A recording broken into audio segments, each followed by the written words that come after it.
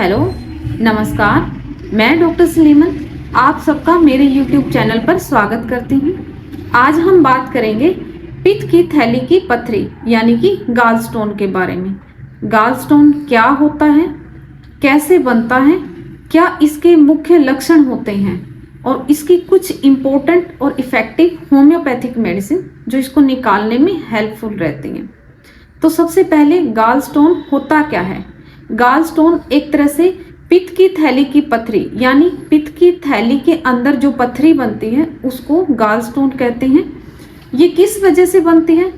गाल स्टोन जो होता है गाल ब्लैडर का काम होता है मुख्यतः हमारे लीवर से जो सिक्रीशन यानी तरल पदार्थ जिसको हम बाइल बोलते हैं उसको स्टोर करके रखना और हमारी डाइजेस्टिव सिस्टम में उसको पहुंचाना। जैसे ही हम कोई डाइट लेते हैं तो पित्त की थैली का काम होता है कॉन्ट्रैक्ट करना और जो बिलिरुबिन या जो बाइल सिक्रीशन होता है उसको वाया डिओडिनम अपनी आंत में पहुंचाना।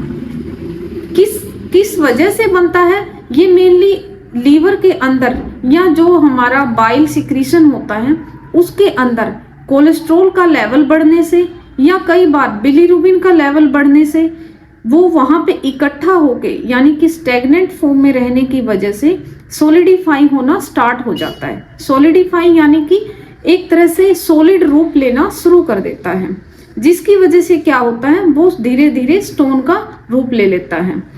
ये कितने प्रकार के होते हैं ये इस बात पे डिपेंड करता है कि स्टोन किस स्ट्रक्चर का है। यानी कि अगर स्टोन की स्ट्रक्चर कोलेस्ट्रॉल के बढ़ने की वजह से स्टार्ट हुई है तो स्टोन कोलेस्ट्रॉल टाइप का होगा, या बिलिरुबिन का लेवल बढ़ने से है तो वो डार्क कलर का यानी कि ग्रेइश कलर का स्टोन होता है जो बिलिरुबिन के कंसंट्रेटेड होने की वजह से बनता है।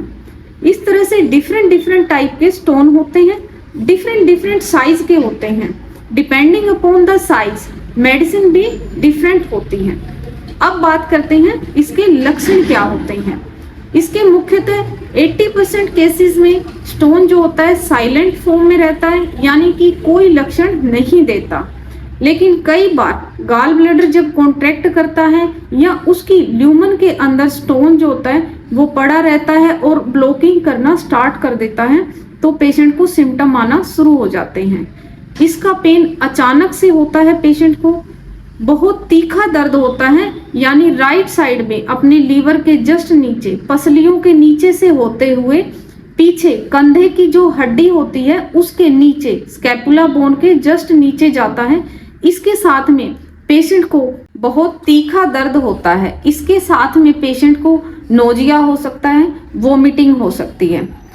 90% केसेस में स्टोन लेडीज में उस टाइम पे देखे गए हैं जब वो डाइटिंग स्टेज में होती हैं या अचानक से अपनी डाइट में अल्ट्रेशन करना शुरू कर देते हैं, यानी कि फैटी डाइट कम करके और जो फास्टिंग स्टेज है उसको बढ़ा देते हैं, जिसकी वजह से क्या होता है बाइल का जो कंजप्शन है वो कम हो जाता है और वहां पे डिपोजिशन होना शुरू हो जाता है।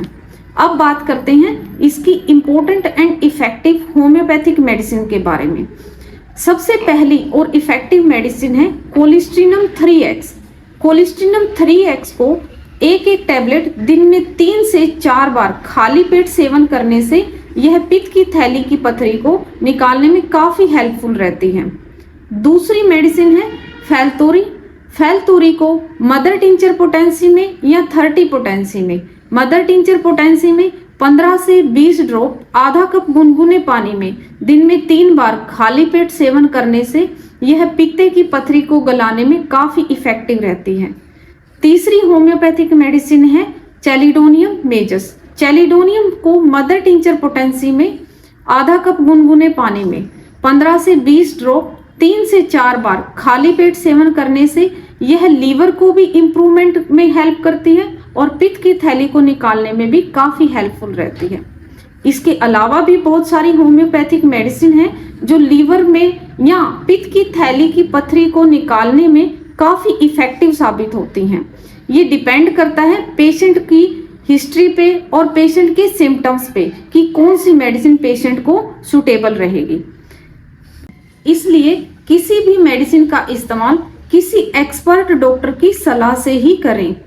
अगर मेरे द्वारा दी गई इंफॉर्मेशन आपके लिए या आपके किसी जानकार के लिए हेल्पफुल रहे तो please like, share and subscribe our channel.